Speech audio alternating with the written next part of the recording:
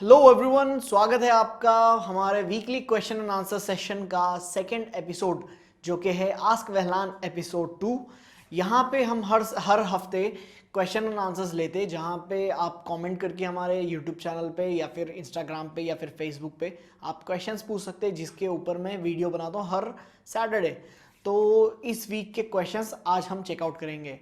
अगर हमारा YouTube channel आप ऑलरेडी सब्सक्राइब नहीं करें तो नीचे सब्सक्राइब बटन दबाइए, और अगर आप इंस्टाग्राम पे फॉलो नहीं करते तो इंस्टाग्राम पे भी फॉलो करिए, नीचे डिस्क्रिप्शन में लिंक है। तो चलिए शुरू करते हैं। पहला हमारा question, I am planning to go to Australia in February 2021 intake now due to COVID-19, but unfortunately my passport will expire in September 2024. Shall I face any problem in post study visa because ठीक है भाई का सवाल है कि उनका passport expire होने वाला है पोस्ट आने वाले टाइम में 2024 में। अगर आप उन्होंने स्टूडेंट वीज़ा पे अप्लाई करें और अगले साल 2021 में अप्लाई करके स्टूडेंट वीज़ा अगर ऑस्ट्रेलिया गए और पोस्ट स्टडी के टाइम पे वीज़ा एक्सपायर होगा या पासपोर्ट एक्सपायर होगा तो क्या कर सकते हैं? तो सिंपल है, एम्बेसी पे जाके आप रिन्यू करा ले सकते हैं ऑस्ट्रेलिया की, ऐसा कुछ भी प्रॉब्लम नहीं होता। बस लास्ट 6 मंथ्स का जो ड्यूरेशन रहता है वहाँ पे ट्रैवल करने में थोड़ा देख समझ के ट्रैवल करना पड़ता। बट इन जनरल आप ऑस्ट्रेलिया में भी रिन्यू करा सकते हैं, 5 दिन में इंडिया में रिन्यू होता अगर कराना चाह रहे। अगर आपके पासपोर्ट पे ऑलरेडी ट्रैवल हिस्ट्री नहीं है तो आप अभी भी रिन्यू करा सकते हैं। अगर आपके पास ट्रैवल हिस्ट्री है तो अभी रिन्यू मत कराओ, बाद में रिन्यू करा लो। तो एनीवेज कुछ एक मेजर इशू नहीं है। Passport post study work visa पे अगर आपका पासपोर्ट एक्सपायर हो रहा तो लोकल इंडियन कॉन्सुलेट जो भी लोकल आपकी सिटी की है या जो भी कंट्री की है वहाँ पे लग रहा आपको, तो उस हिसाब से आप रिन्यू करा ले सकते जाके। दूसरी कंट्री में भी आपका पासपोर्ट रिन्यू होता है, ये कॉमन है एकदम। नेक्स्ट क्वेश्चन है राकेश का, sir please tell me if I do BA from India then I apply for study visa in Canada और Australia, and what about IELTS band I need. तो अगर BA आप कर रहे हैं इंडिया से और ऑस्ट्रेलिया कनाडा के लिए अप्लाई करना चाह रहे हैं तो अप्लाई कर सकते हैं। मास्टर्स के लिए अप्लाई कर सकते हैं, post graduate diploma, PG diploma जो बोलते हैं, वो ऑप्शन है आपके पास कनाडा में भी अगर अप्लाई करना चाह रहे हैं। रही बात IELTS की, तो आपको IELTS में एटलीस्ट 6 बैंड्स होना पड़ता इंडिविजुअली। ओवरऑल 6.5 आया तो अच्छा रहता। बेटर ऑप्शन है कि इंडिविजुअल 6 ओवरऑल 6.5, तो ऑलमोस्ट आपको सेम स्कोर लगेंगे आपको ऑस्ट्रेलिया और कनाडा दो भी जगह पे अभी फ़िलहाल के सिचुएशन के हिसाब से। नेक्स्ट क्वेश्चन फिर अगेन राकेश का है, sir what is scope of chef in Australia and if I do chef course hotel management from India और फ्रॉम ऑस्ट्रेलिया। तो रही बात शेफ़ का कोर्स की स्कोप काफ़ी अच्छा स्कोप था शेफ़ का, मतलब बहुत ज़्यादा अपॉर्चुनिटीज़ थे इतने सालों से PR के पॉइंट ऑफ व्यू से। लेकिन अब क्या हो गया कि इतने ज़्यादा अपॉर्चुनिटीज़ रहने के बाद फील्ड सैचुरेट होती जा रही। शेफ़ एक काफ़ी रिस्पेक्टेड ऑक्यूपेशन है ऑस्ट्रेलिया में ख़ास तौर पे, क्योंकि ज़्यादातर लोग बाहर खाना पसंद करते और ज़्यादा सुपीरियर समझते हैं वहाँ पे रेस्टोरेंट के फूड को। जैसा इंडिया में बाहर का खाना ख़राब समझते हैं, वहाँ पे बाहर का खाना रेस्टोरेंट का फूड ज़्यादा अच्छा समझते हैं। फास्ट फूड रेस्टोरेंट्स का थोड़ा वैल्यू नहीं है उसकी ज़्यादा, लेकिन स्टिल तो शेफ़ की ज़्यादा वैल्यू है। जॉब मिलना, अगर आपके पास शेफ़ का कोर्स है तो जॉब मिलने की ज़्यादा आसानी है। जॉब मिलने आसानी से मिल सकता, स्पॉन्सरशिप भी मिल सकती है, लेकिन डायरेक्ट PR के लिए अप्लाई कर रहे हो तो शेफ़ में भी कंपटीशन होगा। अब अगर आप सोच रहे हैं कि शेफ़ का कोर्स ट्रेड्स में आता, अगर होटल मैनेजमेंट जो है वो डिप्लोमा या डिग्री बैचलर्स, अब डिग्री के लिए आप अप्लाई कर सकते हैं होटल मैनेजमेंट से रिलेटेड ऑस्ट्रेलिया को इंडिया से, लेकिन आप डायरेक्ट शेफ़ के कोर्स पे इंडिया से ऑस्ट्रेलिया नहीं जा सकते। अगर आप ऑस्ट्रेलिया जाके पढ़ना चाह रहे हैं शेफ़ के लिए तो आपको यहाँ से हॉस्पिटैलिटी या होटल मैनेजमेंट से रिलेटेड कोर्स या डिग्री वाला कोर्स लेके जाना पड़ता या मास्टर्स वाला कोर्स लेके जाना पड़ता। अगर आप ऑस्ट्रेलिया में अगर आप पढ़ना चाह रहे हैं तो आप सीधा शेफ़ के ट्रेड सर्टिफिकेशन प्रोग्राम पे चल जा सकते हैं। नेक्स्ट क्वेश्चन, नाम थोड़ा मेरा ख्याल से यूज़र नेम है ये, sad man Ifti. Please answer my question. First question है, मैं अब 12th में हूँ कॉमर्स में, मुझे 12th के बाद मतलब 2021 में ऑस्ट्रेलिया जाके बैचलर्स करना है बिजनेस रिलेटेड सब्जेक्ट्स में, बट मैं कंफ्यूज्ड हूँ मुझे कौन सा सब्जेक्ट चूज़ करना चाहिए। बिकॉज मैंने जो सोच कर रखा था कि अकाउंटिंग पढ़ने के लिए but after watching your accounting related last video मेरे को अकाउंटिंग नहीं लेना है और मुझे अकाउंटिंग पढ़ना अच्छा नहीं लगता। क्वेश्चन क्या है? तो फर्स्ट मैं आपको आस्क करना चाहता हूँ कि बिजनेस रिलेटेड कौन सा सब्जेक्ट्स फ्यूचर के लिए बेस्ट होगा, मेरे लिए वाइज डिसीजन होगा आपके अकॉर्डिंग, और मैनेजमेंट और फाइनेंस के रिलेटेड कुछ पॉसिबल है क्या ऑस्ट्रेलिया में? ठीक है, थोड़ा लंबा क्वेश्चन था, लेकिन अकाउंटिंग के ऑल्टरनेटिव सब्जेक्ट्स के रिलेटेड कई लोग क्वेश्चन पूछ रहे हैं कि अकाउंटिंग के ऑल्टरनेट में क्वेश्चन ऑप्शन क्या है।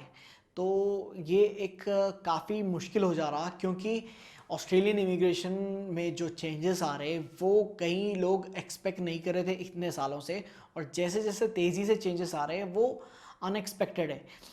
अनएक्सपेक्टेड के अलावा भी इलॉजिकल रीजंस है, यानी कि लॉजिकली और इकोनॉमिक पॉइंट ऑफ व्यू से जो डिसीजंस आना गवर्नमेंट की तरफ से वो भी नहीं आ रहे। यानी कि इमिग्रेशन ज़्यादा टाइट होते जा रहा, और लगभग हर प्रोफेशन में इतना ज़्यादा कंपटीशन हो गया।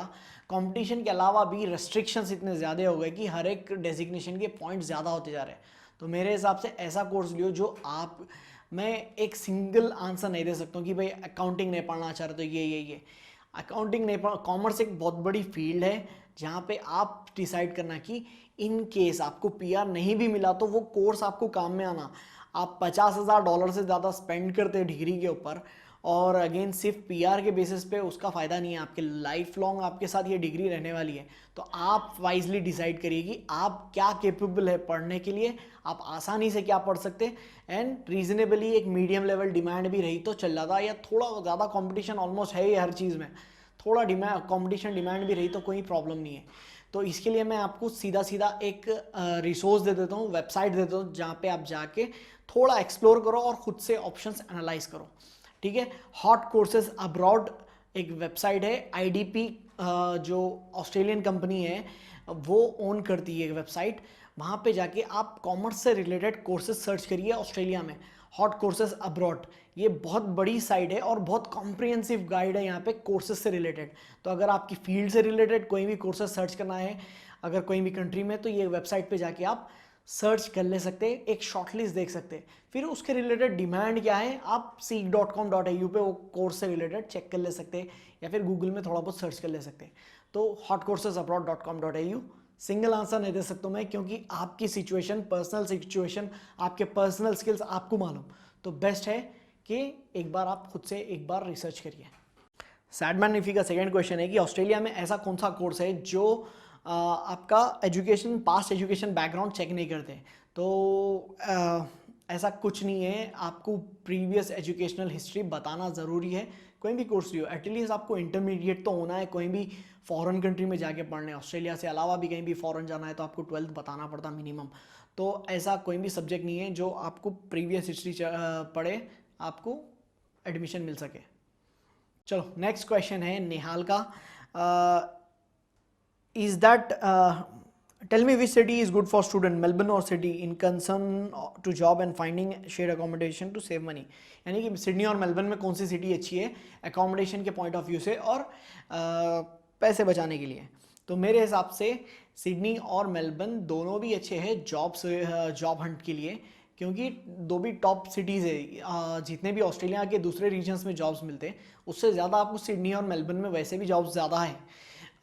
मेलबर्न का थोड़ा रोड्स वगैरह ज़्यादा बेटर है, मतलब कि ट्रैफिक पॉइंट ऑफ व्यू से मेलबर्न थोड़ा बेटर है, सिडनी ज़्यादा कंजेस्टेड है। लेकिन मेरे हिसाब से अगर आप जो भी सिटी पहले गए आपको वही सिटी एडजस्ट हो जाती है, उसके बाद दूसरी सिटी में ट्रांसफ़र करने उतना प्रॉब्लम होता, पसंद नहीं आता आपको ट्रांसफ़र करना। तो मेलबर्न भी सिलेक्ट कर सकते हैं, सिडनी भी सिलेक्ट कर सकते हैं, दोनों मेरे हिसाब से सेम लेवल है अगर जॉब पॉइंट ऑफ व्यू से देख रहे तो। सेविंग मनी में मेलबर्न में रेंट्स वगैरह कम है, क्योंकि सिडनी में थोड़ा ज़्यादा है रेंट्स वगैरह। सिडनी थोड़ा एक्सपेंसिव है मेलबर्न से, लेकिन मेरे हिसाब से उतना ज़्यादा फ़र्क नहीं पड़ेगा। मेलबर्न में रेंटल रेट्स थोड़ा कम है सिडनी से, but on average Australian lifestyle वैसी ही डिज़ाइन करी हुई है कि सेम टाइप ऑफ मनी आप स्पेंड करते, जहाँ पे जितने पैसे ज़्यादा कमाते उसके हिसाब से ही पैसे स्पेंड करते। तो मेरे हिसाब से ओवरऑल 19-20 फ़र्क है दोनों में, ऑलमोस्ट सेम रह सकते सिडनी और मेलबर्न, दोनों जो क्वेश्चन आप पूछे वो चीज़ों के बेसिस पे। ठीक है, नेक्स्ट क्वेश्चन है कि इंडिया पाकिस्तान से कई स्टूडेंट्स आते हैं जो गोस्ट कंसल्टेंट्स रह रहे थे या जो भी है क्वेश्चन के हिसाब से गो स्टूडेंट्स रहते हैं फेक डिग्रीज वगैरह लगा के, और इससे पीआर वगैरह के लिए प्रॉब्लम हो जाता आगे चल के लाइफ में। फेक डॉक्यूमेंट्स से जो स्टूडेंट्स ऑस्ट्रेलिया आते हैं एडजस्ट कंसल्टेंट्स के थ्रू से एडजस्ट करके डिग्री बैचलर्स वगैरह जो भी है फेक लगा के, उनके पीआर लगने के चांसेस क्या है? वेल करंटली अभी सिचुएशन जो चल रही, अगर आपके डॉक्यूमेंट जेन्यून भी है तो भी आपको पीआर मिलना टफ है। तो फेक बैचलर्स वगैरह का तो थोड़ा और ज़्यादा टफ ही रहता, क्योंकि अगर वेरिफिकेशन वगैरह हुआ, बैचलर्स वगैरह का वेरिफिकेशन प्रोसेस में जब जाते एकदम कॉम्प्रिहेंसिव वेरिफिकेशन प्रोसेस होता। पीआर के लिए जब अप्लाई करते स्टूडेंट वीज़ा के लिए उतना टाइट वेरिफिकेशन नहीं होता जितना पीआर के लिए वेरिफिकेशन होता। तो अगर आप वो प्रोसेस में अगर आप स्टक हो गए तो फिर आपके ऊपर 3 साल 5 साल का जो भी है उनके हिसाब से बैन लगा देते। तो इट्स लाइक रिस्की है वो। कुछ लोग की किस्मत अच्छी रहती बच जाते, लेकिन कई लोग वो पोजीशन तक पहुंच ही नहीं सकते। लास्ट क्वेश्चन है, निहाल पूछना चाह रहे हैं कि अगर फेब इनटेक में ऑस्ट्रेलिया आए और आने के बाद ऑस्ट्रेलिया में फेब इनटेक को डिफ़र करा के जुलाई इनटेक में अगर ले लिए तो वैसा कर सकते क्या? ये क्वेश्चन पैसे बचाने के पॉइंट ऑफ व्यू से है। तो मेरे हिसाब से ये है कि फर्स्टली जब तक आपका कॉलेज स्टार्ट नहीं होता तब तक आपके वर्क राइट्स नहीं आते आपको। जब तक आप एनरोल नहीं होते फर्स्ट टाइम जाके तब तक आपके हाथ में वर्क राइट्स नहीं आते। तो यानी कि आप वर्क राइट्स नहीं आए तो आप दूसरी जगह जॉब नहीं कर सकते लीगल तौर पे। सेकेंड चीज़, आप फेब इनटेक में जाके वहाँ पहुँचने के बाद डिफ़र करा सकते हैं, लेकिन ये बहुत गलत चीज़ है कि मतलब कि यूनिवर्सिटी आपकी वीज़ा प्रोफाइल पे, आपकी वीज़ा फाइल पे फ़र्क पड़ सकता है इससे। तो मेरे हिसाब से ये ऐसा कराना सही नहीं है। बेस्ट है कि नेक्स्ट सेमेस्टर में आपके पास सब्जेक्ट वाइज कोर्सेज रहते हैं। एक वीडियो है अभी Australian education system versus Indian education system, तो वो वीडियो बनाने का है, तो उसमें मैं थोड़ा और एक्सप्लेन करने की कोशिश करता हूँ। लेकिन करंटली आप ये समझो कि वहाँ पे सब्जेक्ट सेलेक्ट करने का ऑप्शन रहता है। जब आप होम कंट्री से जा रहे हैं तो 3 या 4 सब्जेक्ट सेलेक्ट करते हैं मिनिमम। लेकिन वहाँ पे जाने के बाद सेकेंड सेमेस्टर में आप 2 सब्जेक्ट्स ले सकते हैं, यानी दो सब्जेक्ट्स लेके पढ़ सकते हैं। तो आपकी फ़ीस भी थोड़ा कम होती, subject wise paper wise fees रहती वो। तो वो एक ऑप्शन आपके पास रहता, लेकिन वहाँ जाने के बाद डिफ़र कराना ये एक सही तरीका नहीं है। तो ये था आज का हमारा एपिसोड। उम्मीद है आपको हमारा एपिसोड पसंद आया होगा। आपके सवाल आप हर थर्सडे और फ्राइडे आप मेरे इंस्टाग्राम पे क्वेश्चंस पूछ सकते हैं, मेरे यूट्यूब कम्युनिटी सेक्शन में जाके क्वेश्चंस पूछ सकते हैं, फेसबुक पे क्वेश्चंस पूछ सकते हैं। अगर आप हमारे सोशल मीडिया हैंडल्स पे फॉलो नहीं कर रहे तो फॉलो करिए, नीचे डिस्क्रिप्शन में लिंक से आप सिर्फ क्लिक करें तो वहाँ जाके फॉलो कर सकते हैं। हर एक अपडेट आपको रेगुलर बेसिस पे मिलते रहती। उम्मीद है ये वीडियो पसंद आया होगा। आज के लिए सिर्फ इतना ही। ये वीडियो अपने दोस्तों के साथ शेयर करिए फेसबुक और व्हाट्सएप पे। मिलते हैं अगले सैटरडे, तब तक के लिए that's all for today. See you next time.